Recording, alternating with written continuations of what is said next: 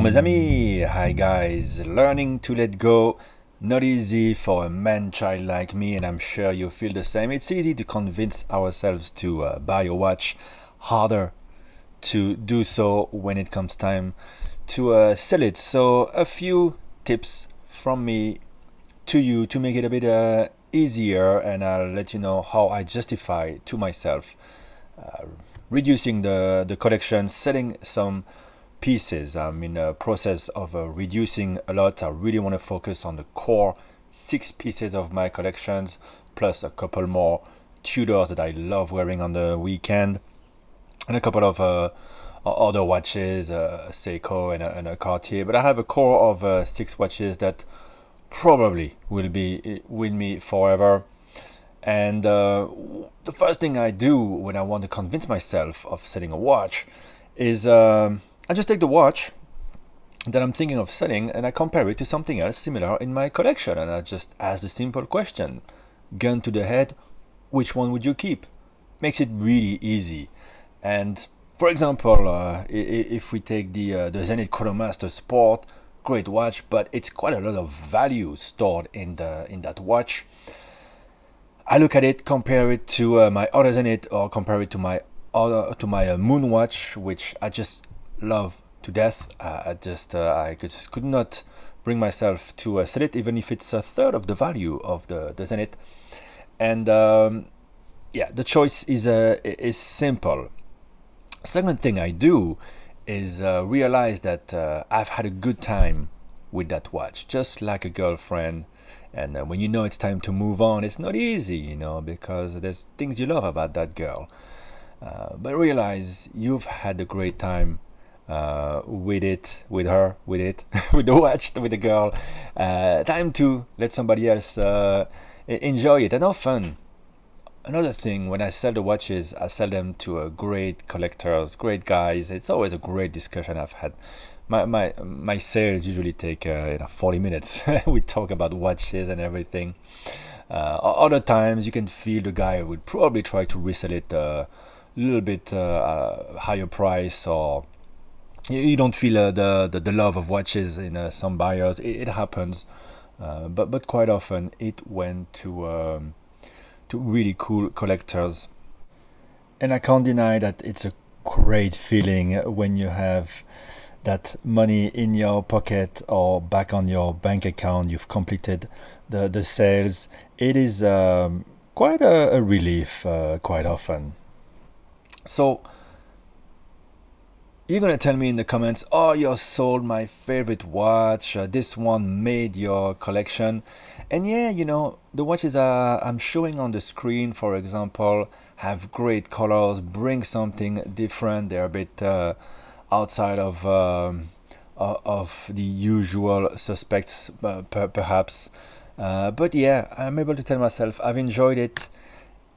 The next thing I want to tell you is that all those watches I've accumulated, that once you've passed the threshold of spending 10 grand in a watch, buying one between 3 and 6, 7,000 feels a lot more easy than it was 5, 6 years ago, when you thought $500 spent in a watch was a lot of money. And you fall in the trap maybe of buying too many of these watches.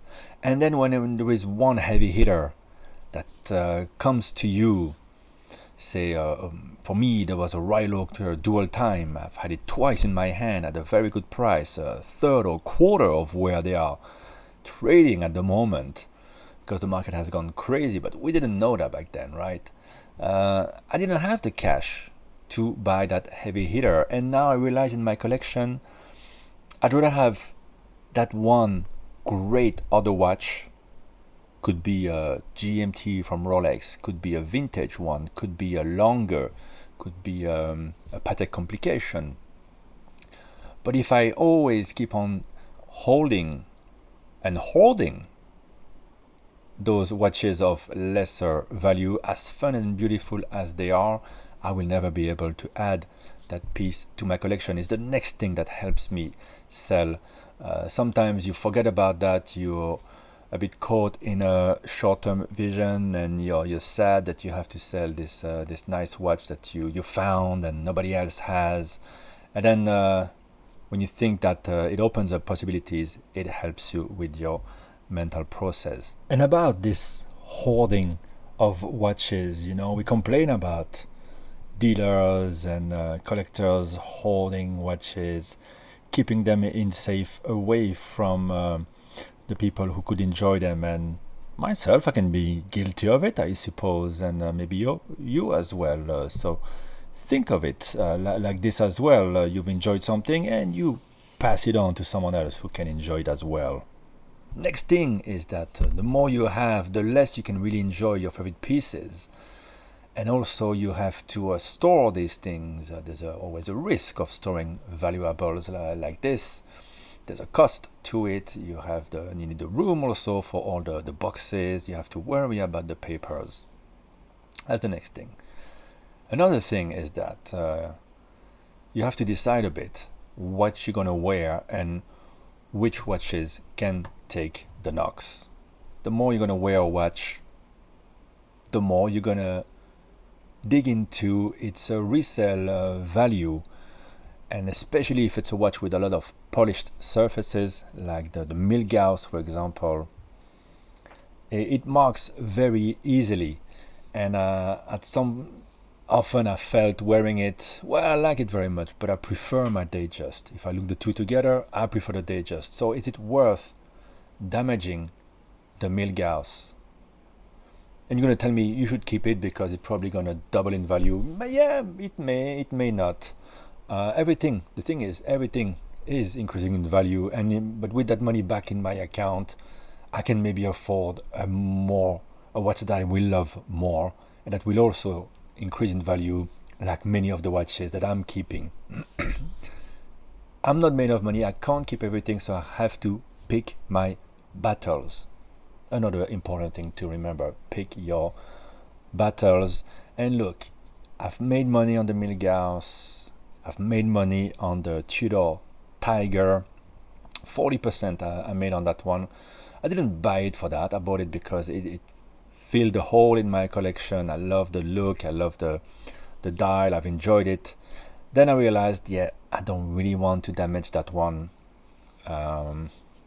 Maybe it's not a long-term keeper. I can't store that kind of money into that watch. If I can get out of it making a profit, maybe it is time to do so. So I did it. So there you go.